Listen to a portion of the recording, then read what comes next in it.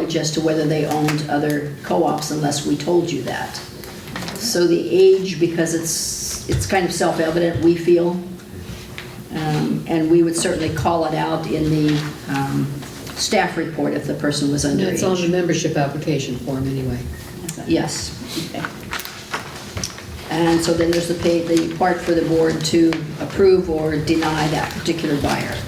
So if we move on to tab 2, which is the membership application. Again, this form provides the manor address, the identity of who is going to purchase and reside. In the middle of the page, it asks for their date of birth, their marital status, whether or not they're going to reside, and which one of the buyers is assuming the tax responsibility. We want their social security number. We don't always get it, but we ask for it.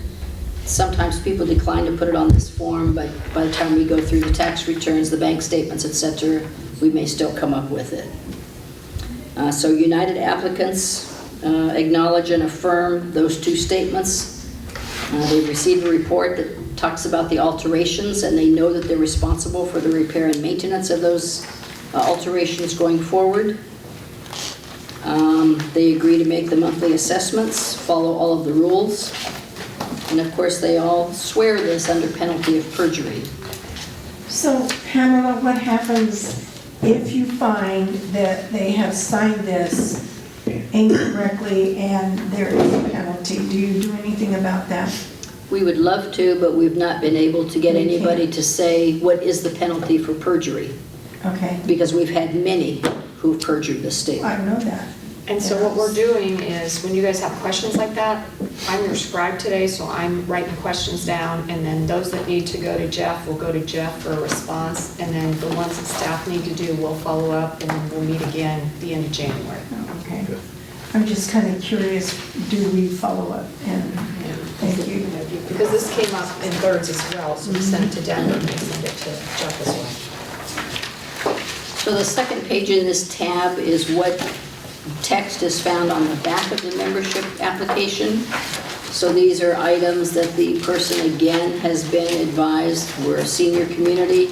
At least one occupant has to be 55. You sign an occupancy agreement, including the general conditions. Everyone who resides must have United Mutual's permission to do so. On the middle of the page, it bold-faced text states that a care provider does not have resident privileges. They're not given an ID card that allows them to access your facilities. They are able to use the bus service without their patient in tow, but that is the only service that they're able to use. And so this being approved as a care provider does not give them any rights of tenancy. If their person leaves, they have to leave too. They're not allowed to stay on. Occupancy limited to number of bedrooms plus 1. All ID cards are the property of GRF and should be returned at the end of one's residency. And they can be replaced if they're lost, stolen, or destroyed. So one thing that came up during Third's presentation is, can we charge a lot more money for lost and stolen ID cards? And they were talking about as much as $1,000. Right now it's like $25 or $35. Yeah. So that was something that you guys may want to think about as well. Wouldn't that come under the maximum fines or fees of $500? Could be. Yeah, You could use that mine number. is. Yeah. Doesn't matter. But ours are 50 to 500, but theirs is different. They have a different. They have a different fee limit? schedule. Third? I thought that was by state law over $500. I don't think they go over 500. Yeah, okay. No, I think that's according to David Stern. Yeah. I'm not sure of that, though. That's a good idea though, Pat. 2 points I'd like to make on this because it comes up all the time. On that first page where they say they have received an inspection report of any alterations that have been made by previous stockholders and they take care of maintenance, they sign it, they do it, but how many times do we get people that come in and say, I didn't put that skylight in, I shouldn't be responsible for it, I didn't know about it. They should have, they don't read that one page. And the other thing is that any other occupants who reside must be at least 45 years of age, except for a spouse or cohabitant, domestic partner, whatever. Because, again, we get people that want to be co-occupants that are under 45. And adult dependent children can reside, and they don't have to be 55. They just need special Do we need to add that here? Or is that dispensation. No, it does say It's right here. under certain conditions Adult disabled. and approved by the board. Under 51.3 of the California Code. Okay, we're ready to go to tab 3. Tab 3 is the GRF Trust Facility Transfer Fee document. That fee currently is set at $2,500. Most people choose option 1, they just pay it in a lump sum. But by California law, they must be given a payment plan if they prefer to finance it. And so if they do select option 2, this next page in the document is the promissory note that they sign. So the principal amount, the $2,500 plus the $252 administrative fee becomes the principal amount, and with interest at the end of 7 years when they complete this payment plan, it's $2,951.78. If they sell it before the 7 years expires, then that is accelerated and is collected through escrow. How are those fees paid on a monthly basis? Is it through along with their homeowners association fee on a monthly, or is that a separate? And how do you police that and be sure that they're making the payments? I think it's a separate coupon schedule, and so Brian English's people monitor that. Yes. Yeah. I did that when I bought my unit 4 years ago, so I have an automatic payment from my bank for the $22. Is that required that it's an automatic payment from your bank? No, Okay. but it is I a just wondered separate. how you keep track of that and how it's policed. We'll find out. Brian. Yeah, Brian does a really good job of keeping track of all that stuff. So, I don't know this, so I'll ask a question. GRF has a transfer fee. Do we have a fee for the transfer of the stock certificate? No, it's not ours. We have an administrative fee Okay, of $350 for the application. for the application Okay. process, and that's pretty standard with most HOAs. Third Mutual, I think, has a $400 fee, and their differential has to do with the elevator pads in three-story buildings. For that transfer fee is per state law, right? I mean, they have to have the law The changed in order to pay it. $2,500. $2,500. Only GRFs. Yeah. Yeah, just GRF. Pamela, question is, I know that GRF is passing a resolution, or they may have already passed a resolution, saying that no matter how many times you buy or sell a co-op or condo, you have to pay this, let's say, each time you have to pay this fee. They passed It it. used to be that you could get away with just doing it one time if you own several co-ops over the period of many years. But now it's going to be every time you buy a co-op, you have Yeah. to Right. pay this fee. Right. That's true. And that was Yeah. approved yesterday. Okay. For it still has to go through 30 days, and we did present that to the realtors when we met with them the other day. And what we did for them is those that have signed this calendar year still are going to be able to go until March 30th. If they have something that is Someone escrow that's open. To try to accommodate them. And that's the same for third and I United. might They end would up be the having same. to pay $2,500 fee. $25. Correct. No matter how many co-ops or condos. Mutual 50. You're paying dish and towers too. Okay, so that takes us to tab 4, which is the financial statement and credit information. This is a document that is filled out by the applicant.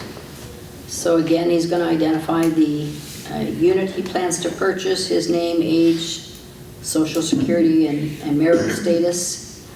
This page, we ask him to identify what the purchase price is, whether or not he's going to finance it, how much of a down payment he's making, how much the loan is, the monthly loan payment. He may not have all of those details, but he should certainly have some of them by the time he turns this in. He may already know that he's selling a home elsewhere and he's going to pay off the balance of his purchase, whether it's an all-cash purchase or a loan from NCB, that he's going to pay it off with the proceeds of that sale. And then the applicant, we've got room for two, because typically we're thinking a husband and wife are going to provide their salaries and wages, Social Security, pension if they get it, rental income if they have investment properties, annuities, IRAs, etc., etc. So we ask them to identify it, but we never take this page at face value, ever. So we ask them, as per the second page, to give us their signed federal tax returns, and we then ask them for any supporting documentation, any schedules with their income tax, any maybe rental agreements that they have started this year that weren't in place in 2015, any documentation that is necessary to substantiate the fact that they have in income more than $36,000 a year. So Pamela, are you looking at the interest income after they have taken funds out of their whatever savings programs, where they are showing on the income tax return interest income for this year, you minus $200,000 or whatever that interest income is reduced? Are you looking at that for a net interest income? We don't look at that. What we do on the staff report is to say to you, after this purchase, this is how much they will have in cash. But we don't try to calculate what their interest will be going forward. We're just looking at like a balance sheet, just a snapshot in time. If they're using that interest income to qualify, that interest income comes down, it's reduced. If you take $200,000 of interest income that is included as their income, you have to take that $200,000 interest income off of that to get the net income. Is that correct? I believe so. And you're looking at that? Well, you know, I don't know what you're getting as an interest rate on any investment right now, Well, but it's pretty thin. So if it was a different time and that was a bigger number, there might be a way to calculate that, but we're not currently doing it this time. So you're not doing it? Oh, Correct. Okay, so when we look at it, we just look at it as interest income, and that covers the qualifications for income then? Correct. If their income is only off of the interest income, more or less, is what I'm looking at. Did I lose you? Yeah, you did. Okay, let's say somebody purchases a unit, and they're showing only interest income as their income. And they take $200,000 off of that net amount of investment, equals out a different amount at the bottom when you calculate that interest income. You follow me? Can I make it simpler? I could explain it. Let's do an example. So let's say they say they qualify based on interest income of $36,000 a year, okay? But they have basically $200,000 in the bank, and they show that on their form. They have $200,000 in the bank that generates $2,000 of that monthly interest income of $3,000 that they say they have. So after they use $200,000 in that bank to buy that house, then they're not going to have that $2,000. They'll only have $2,000 a month in income, not $3,000 a month in income. And so will they still qualify? That's the question. Because after they buy it, they won't qualify anymore. I hope that explains. That helps. Two things. Lots of times nowadays, people don't disclose everything that they have. And so lots of times we get a package and it's very close. We're saying, what else is there? I mean, And so now somebody comes in with a trust that generates $170,000 and the tax return for it. Well, why didn't you give that to us at the very beginning? Because now we have to go back and review that package. It's taken twice as long as it would have if we just had all the facts up front. So people are so reserved about disclosing what they have, not like in the days, I don't think this is Don's story, I think it's Ken Hammer's story, that his wife so badly wanted to purchase the co-op, and he only wanted to show what was required to be shown. And she said, no, tell him everything, I want that co-op. And so they compromised, and he showed time and a half what they needed, but still not everything.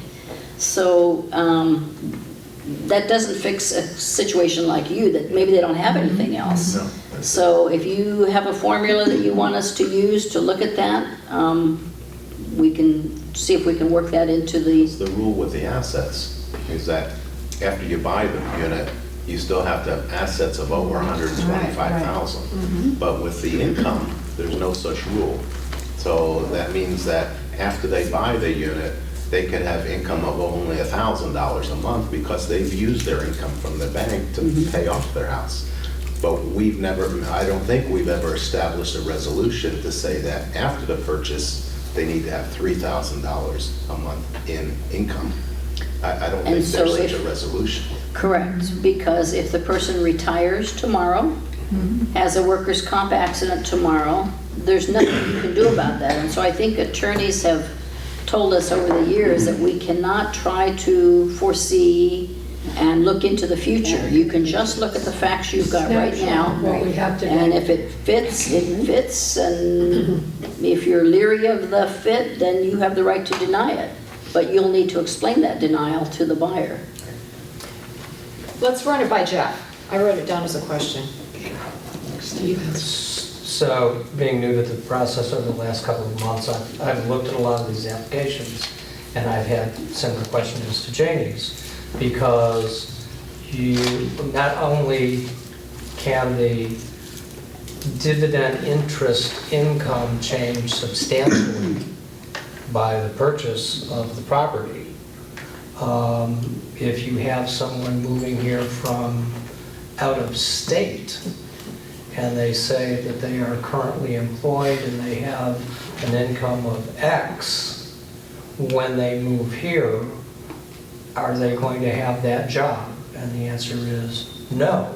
So that's a substantial change in income, and I've been giving it some thought, and I think we as a board need to have some conversation about having some provision of what is your income now and what are those sources, and what do you project your income to be once you permanently reside here. We had one recently, as I recall, with a doctor and his wife from Alabama, who said he had a $300,000 a year income and $500,000 in the bank or something. And I thought, well, when he moves here, he's not going to have any more patients unless he opens up a brand new practice. So that's a ground up thing.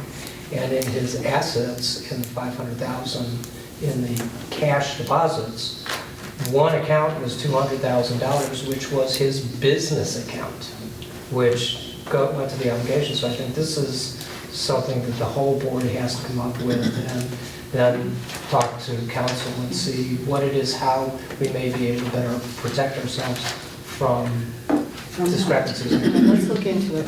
But if you go over 2 pages, it's page 13 there, with the income requirements, it's what specifies at the time of purchase. Understood. So we don't force, because we do have people, as we have discussed, they don't have 125,000.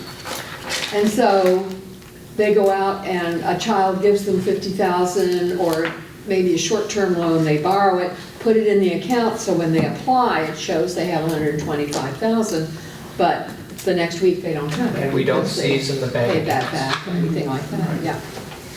Yeah, my opinion is that if our delinquencies were a problem, then we might be stricter on some of these kind of things, but to be looking in the future, I think it's none of our business.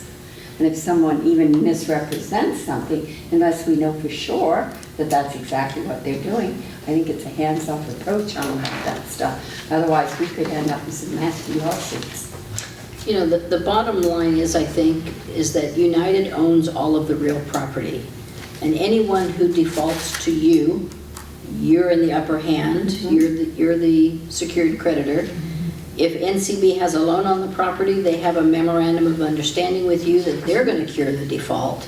So at the end of the day, United 99% collects everything.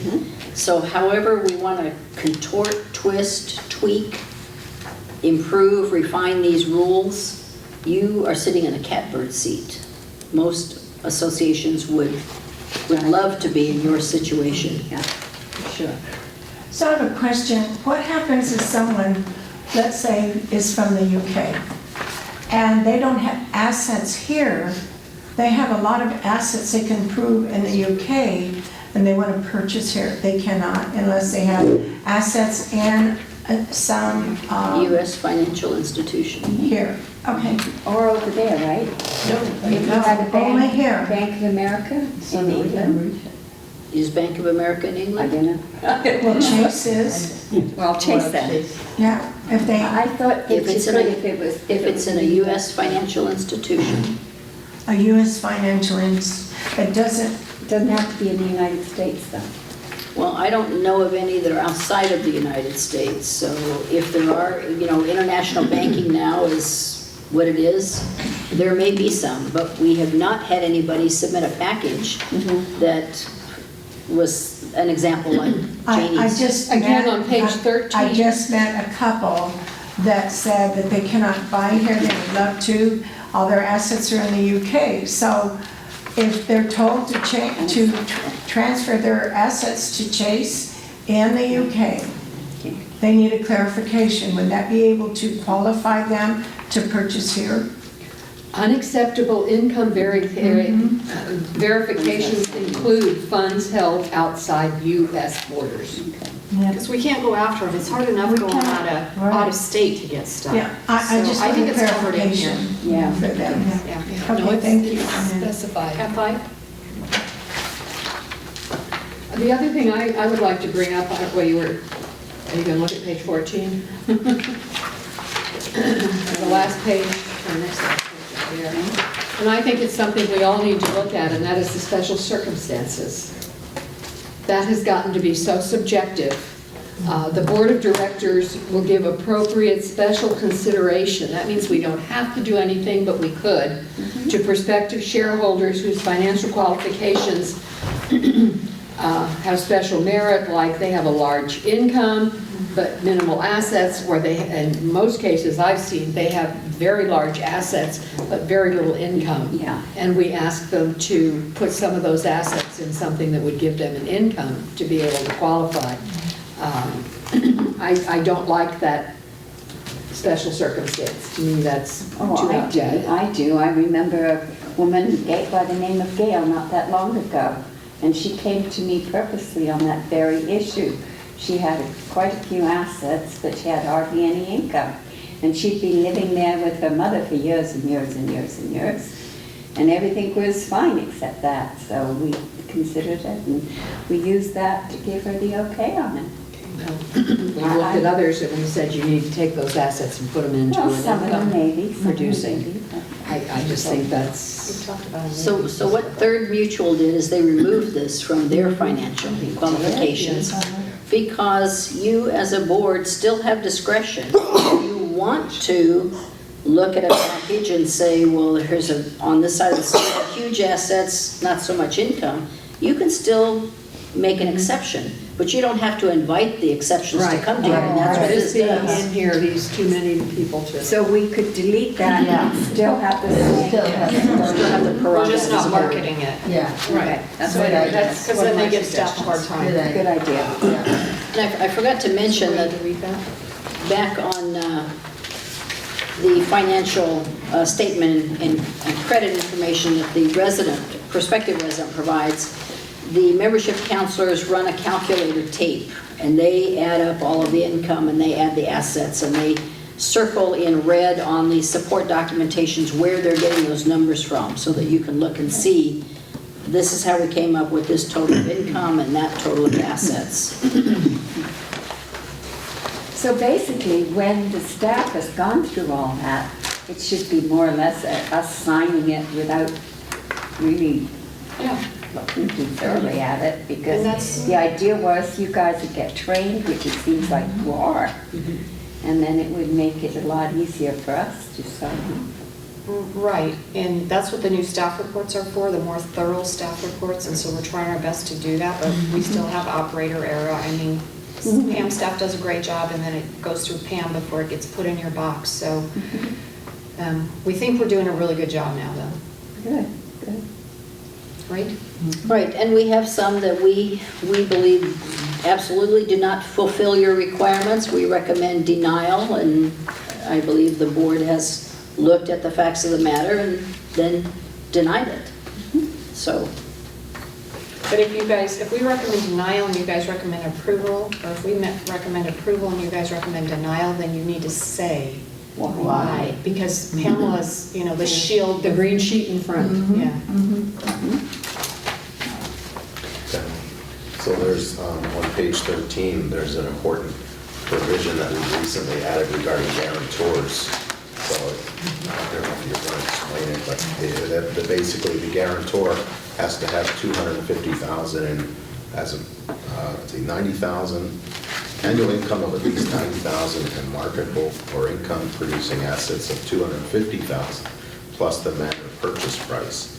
And then what we recently passed was this second point, the shareholder financial requirements for occupying when they have a guarantor is a minimum annual income of $24,000 and a minimum verifiable liquid marketable income producing assets of $75,000 at the close of escrow. So this ensures that even though they have a guarantor, the people residing, the member residing, still has a decent amount of income and assets. Minimum, I wouldn't say 24,000 is decent. Acceptable. That's below the poverty line, I think. That is the poverty line. Is it? yes. Isn't that what they give for? Very, rough- very, yeah. So one thing that we're looking at as part of Brad's vision is to not allow out-of-state guarantors, because we have no way to go out after them. It's hard enough to go out after in-state ones, and it's really expensive if we try to. The other thing that I don't see in this that I remember us passing, when we talked about the guarantors, was that guarantors could not guarantee more than 2 properties. That's true. But that's And not, you've mentioned it several times, and I've never found that, so okay, I don't well- know what that resolution is.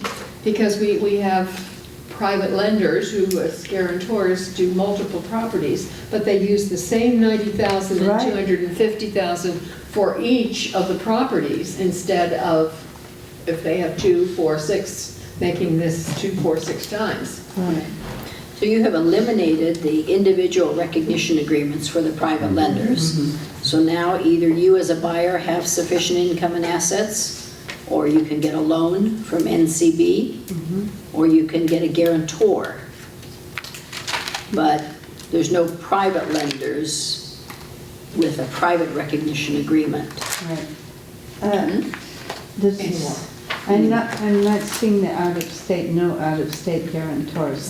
Page 13, unacceptable, oh, no. That's what That's part of our, saying. that's the vision That's the vision. from Brad. We haven't, If you guys That's want to all, put it okay, on more that's sooner good. than later, that's fine too. Uh-huh. So you can't find this and Kim can't find this, the two property thing?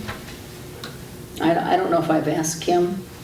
Do you think you have it? I'll go back to my notes, I know we discussed it when we went over all the things Yeah. for See if you can find it. document review, and we presented to the board this, the income for the occupying shareholders, and There are a couple of other things in the financial qualifications. On page 14, right above special circumstances, you say that you'll consider waiving financial requirements. Just waive them all together if this person has a bank loan. And you found out in 2008, when NCB wasn't doing any better job at vetting its borrowers than Bank of America, they took the hit, they took the write-off, hundreds of thousands of dollars, not you, they lost. And their vice president said, we will never be in that situation again. Even if they'll never be in that situation again, I would recommend removing that paragraph because I just think it's not a good risk. And this one is That's the 50 and the So we second. need to revisit your financial qualifications at some point. The next page, page 15, is just in here because we didn't know where else to put it. And so this is the page where previous boards have identified what they thought were the most salient, pressing issues. They wanted to be sure that new buyer knew. And so again, they initial it, they sign it, they agree to abide by it, but not I so think the much. first one is really important, because people just go through and initial this and then they forget that they said that they're moving into a independent lifestyle that does not provide any form of health care or assisted living. Yeah, And That should be important. Well, the caregiver policy that we have amounts to assisted living. That's a good point, it really is, because we get a lot of the people asking for things for assisted living. right. Yeah. MSC, not, you know, the elevators they want, or the lift, I guess we call them, ramps and all this Yeah, stuff. yeah. And they don't, you know, we approve them if they pay for them. You know, the unfortunate fact is that in Orange County, most people cannot afford assisted living or board and care or skilled nursing. And so there are families who will move their people in here Yes. Just because another one. it's the affordable way to go. Right, And they move them in here and put them on our foundation Right. programs. That's right.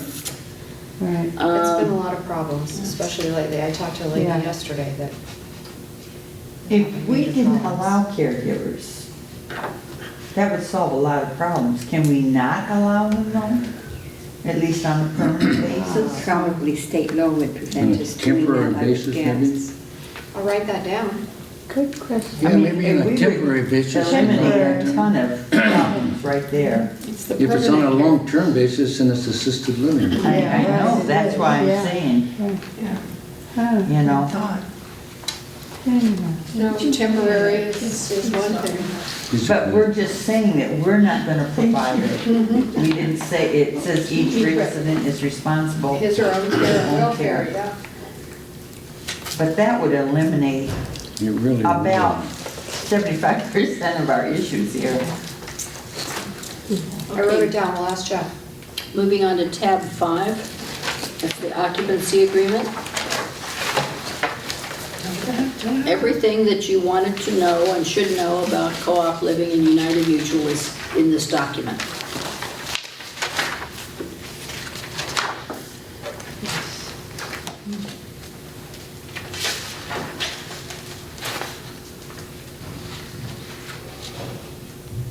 Essentially, the first page, the signature page, says that there's a landlord-tenant relationship between the members in United Mutual, that the occupancy agreement is renewable for successive 3-year periods, so long as the parties abide by the terms and conditions.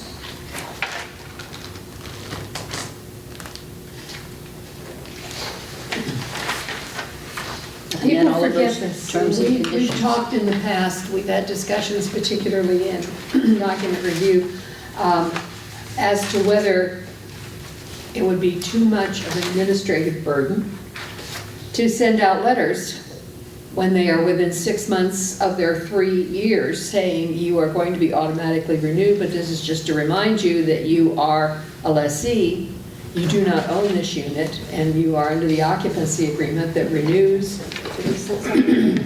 You know, I have a thought on that. Well, people don't remember that they don't I own know. that unit. What I'm wondering is if we take some of these documents that people are just negligent about and put them in our newsletter, maybe just a link to the actual document, but just briefly state what it, the important salient facts, Just as a and then put a reminder. link. And then do maybe just one every month or every issue. I like sending letters, though. Yeah, Why but would that that be? is costly. It could be automatic once we get the new system. Before you, Lori, when they asked me the question, I said, yeah, we can do it, but right now I don't think we can. but it's, We just. I think it's an administrative, I'm gonna say necessity, but it is, I think it's to United's benefit, because should there be any changes to this document, you want people on a rotating basis to agree to those new changes. And right now, the only thing they've agreed to is what they signed when they purchased. 20 years ago. So let's say there's some provision that the board wants to either reinforce or reinstitute. Then a letter could go out to all members at one time, telling them that this would happen, and then 60 days, or 6 months rather, before their occupancy agreement is subject to renewal, send them the new document that has to be wet signed. And Pamela, from a legal point of view, the occupancy agreement isn't part of our governing documents. If we change our governing documents, the members are supposed to agree. They're supposed to. well, Yes, even if they agree, but their signature with the date 2005 is on this, if the vote goes that way, it hasn't changed their individual document. So I think that's a Jeff question, Yeah, it is. Definitely. because this is the contract between, So the question is, can we send out the 6-month notice? the question is, could the terms and conditions of the occupancy agreement be changed, as we did, let's say, for no subletting, For renewal. but the document says what it says, so should people be signing a new occupancy agreement to comport with a membership vote? Another question I have is under Article 4, because we reference Article 4 in that first page that they signed. The option to review. And number 1, it can be sooner terminated by the corporation in accordance with the terms. If there's a problem, we can take away the membership. But number 2, I don't think we've been doing. Notice of the members' election not to renew shall have been given to the corporation in writing at least 4 months prior to the expiration of the current term. And what page are you on? Yeah. Page 17, Article 4. So the reason the members don't do that is because United doesn't really act as a landlord. You've allowed people to make alterations and put value into that unit, and no one is going to walk away from that value. They're never going to walk away. Make your dues current, paint and carpet the place so it looks decent, and then walk away with an empty pocketbook. So, Yeah, but they're not even telling us that they're selling 4 months before a resale, that they are going to terminate So their, that's 2A. yeah, 2A. that's their not to renew. but their renewal may have nothing to do with the time frame in which they choose to sell. It could be anywhere within that 3-year term. So I don't know that that really I just think that this applies. 2A is, again, one of those things that, That we're not doing. yeah.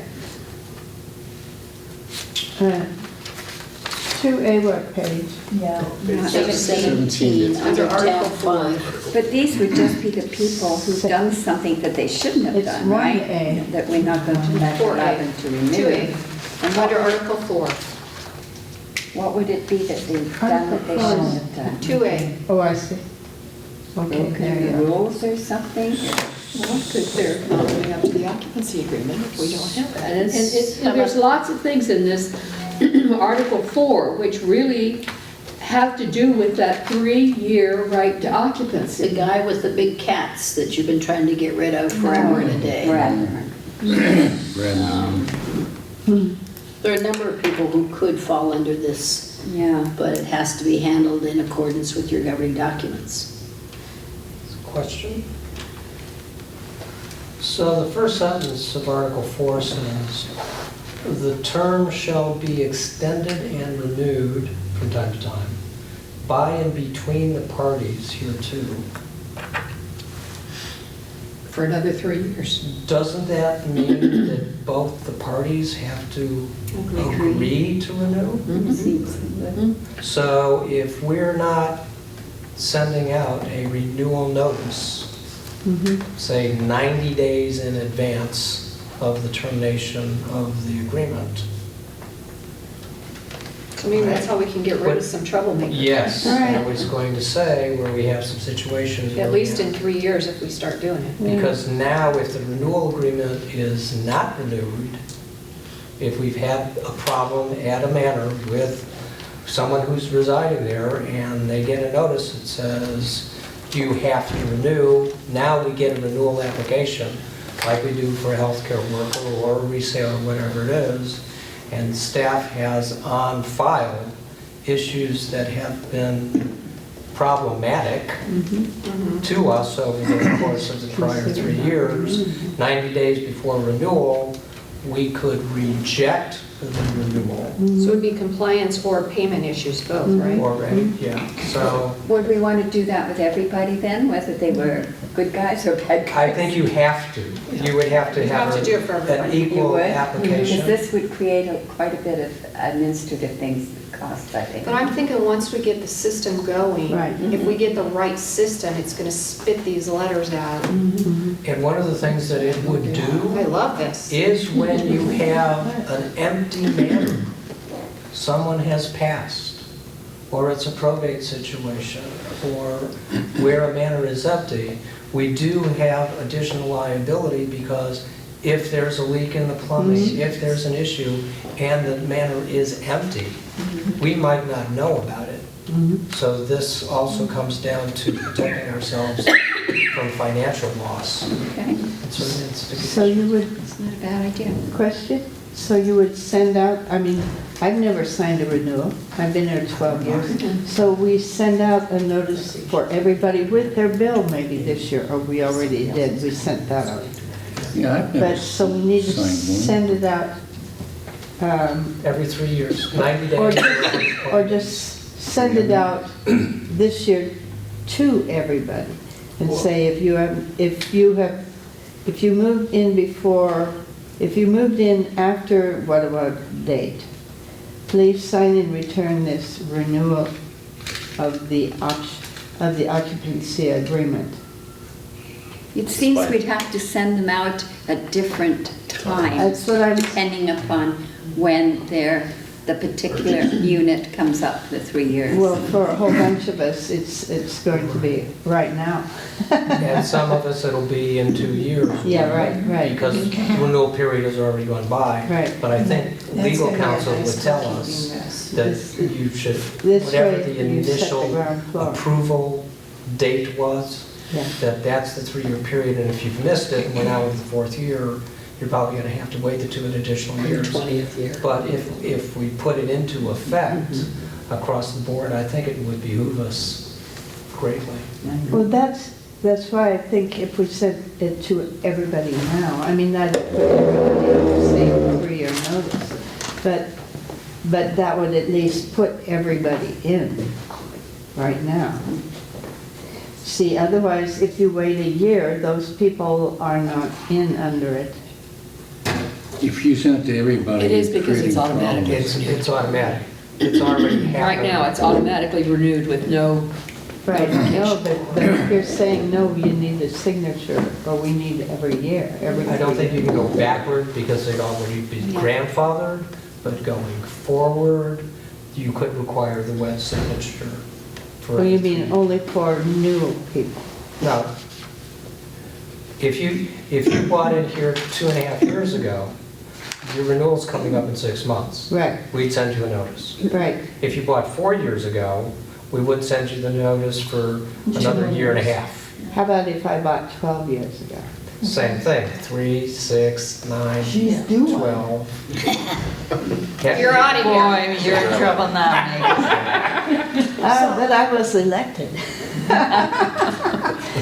No, so what I'm saying is you establish a ground floor for all those of us who have not been signing this every 3 years. I think we asked just Jeff, trying to come in.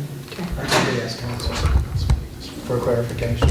What do you That's a think? big Because, tax, though. because then they have the requirement, then they sign the agreement that every 3 years they will re-sign the agreement. And it gives us a right to terminate, or Right. I should not say Exactly. terminate, to Not not renew. automatically extend Automatically, right. where we're losing that opportunity So now. I'm thinking you might want to run for You might extend on a one-year probationary basis, let's say for a Or club 6 person months or or- something. Yes, So, Lori, do we have knowledge of how many of our members have computers and emails and how many do not? Because if we send something out through the email, we're missing the people that don't have computers. So the way we reach them is through the Globe. Almost everything we send by email, we send those same articles on that Friday to the Globe. a lot of people don't read the Globe. Yeah. A lot of people don't watch Channel 6. It's Yeah. hard, and we send them to Channel 6 too. The only way they hear about it is a neighbor says something that usually is wrong. It's gonna have to be a man. And that some way or another, we can find out who has computers and who do not have computers. If I may. So my understanding is we have 12,741 residences between the 3 mutuals. 36, 12,730. 12,700 and change, whatever the exact number Yeah. is. That the last broadband communication meeting, Russ Ridgway said, we now have 9,000 people with internet. Good. Right. So we're approaching the 3/4, 75 percentile at this point. So in answer to your question, just on that basis, it Well, would yeah. be 3 out of every 4. And I'm thinking about the 3,000. Understood, but that's, For this type of a letter, though, I don't that's think going we- out to members who may not even live here. Yeah. It would have to be a letter. Yeah, Obviously, it not would- gonna it would write not there, be a matter of Because you email. can't rely on email. No. It may not go to the right No, person. Yeah, So- true. We have enough absentee landlords that would be Yeah. necessary. So if I may, we were able to reserve this room for a total of 1 hour. So we need to recess and circle our wagons in the Sycamore room. And lunch is being provided. Grab your kisses. Thank you. You did a good job passing them out to everybody. You're the best, Lori.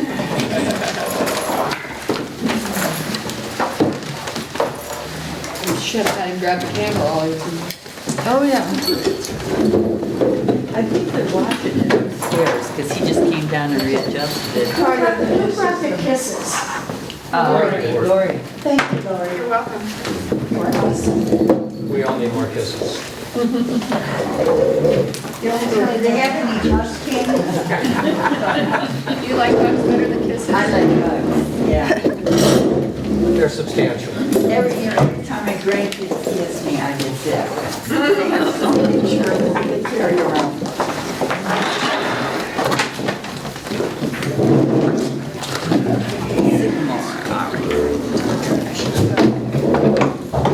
Grab your kisses back. There was some, well, I'll take them anyway. Sending those letters out to. I never know that. Now, whose is this? I don't know, but it needs to go with us. Yeah, it was the next one. I signed it, it's That was good, the Andre. right? Well, by not getting it, you're continuing to be renewed. You have to watch the video. That's my point. We're losing an opportunity to monitor. If we send out a renewal, we'll say, just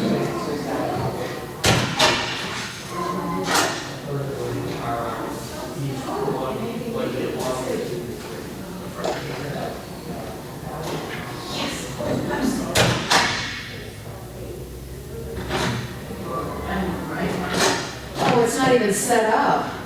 It was, I know, he's gotta keep setting it up. Oh, my gosh. I know.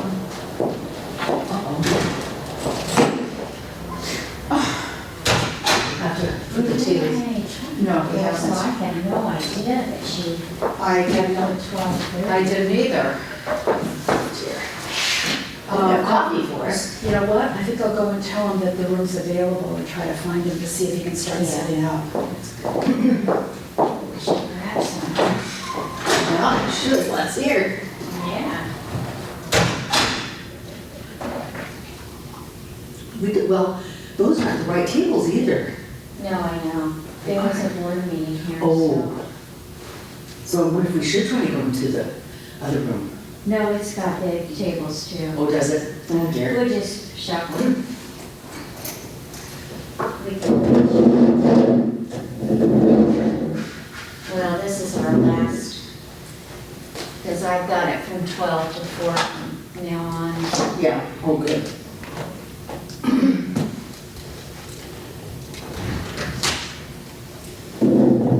I can start doing that too. Yeah. Nope, but I think I have, I know which put my money in because I have a $5 bill. Okay, she's coming. Oh, good. So what are you doing for the holidays after? I'm just gonna be with family. That's nice. Yeah, not traveling anywhere. I'd love to go on a cruise for Christmas and New Year's. I'd love to do You know that. what? Debbie and I talked about doing a bunch of us doing a cruise. Wouldn't that be fun? Oh, I think it'd be great. Especially with Debbie and I actually did that with a celebrity about 3-4 years ago. And it was over Christmas and New Year's. It was the best thing ever for me being single, because I don't like the holidays. I really don't. They're very sad. Here it is, I thought I put it in here. It is hard. It is hard. But I heard Christmas and New Year's was the worst time to go because it's so crowded and expensive.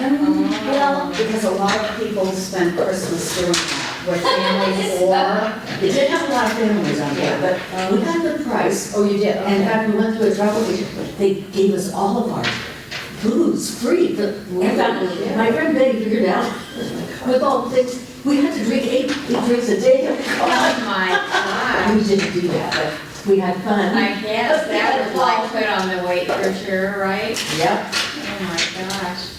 I think I What'd you? went to put my keys in the purse and I must have dropped them on the ground. Oh, no. No. Hopefully you didn't lock them in the car. No, I can't do that. That's good. I can't do that with my car either, thank goodness. But you know how you just throw them in your purse? Oh, here they are, they landed. I know, and They the landed. purses are the worst things to, See that side pocket right there, Jay? That's Yeah. open? That's a The keys great in idea. there, and they never go down to the bottom. Yeah, that's a I fabulous should do idea. that, because that blue purse has all kinds of little side pockets. Who's playing with who today, Debbie? Well, that's what I was getting out. I was saying, okay. Answer. Thank you. A couple years ago at Chico's. Oh, Jesus. Okay, That's my here's favorite what place. everybody's playing. Oh, you play with Galloway. I play with Butte. Oh, and I'm You gonna play go with Jan. Champion. Okay. Jan and I used to play over at Sea Country Boat Camp. Oh, super, thank you. Yeah, how come you guys aren't playing with Sea Country anymore? Deborah? Yeah. Jan just decided she didn't want to keep playing. Okay. Okay, here's the yellows. Here's pencils.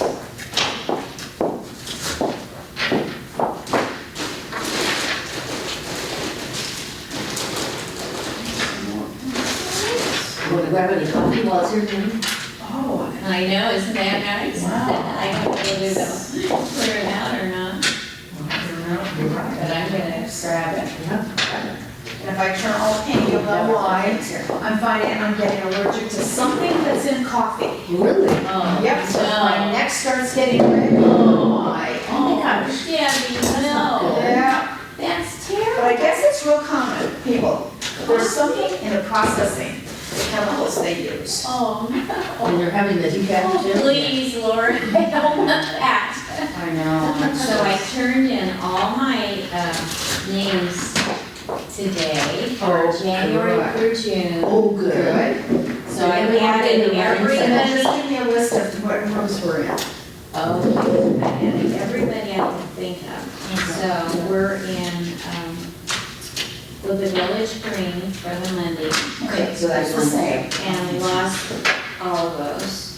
Okay. In Clubhouse 2, where we play couples. Great, for all the Wednesdays. Well, I, you know, like there's, jeez.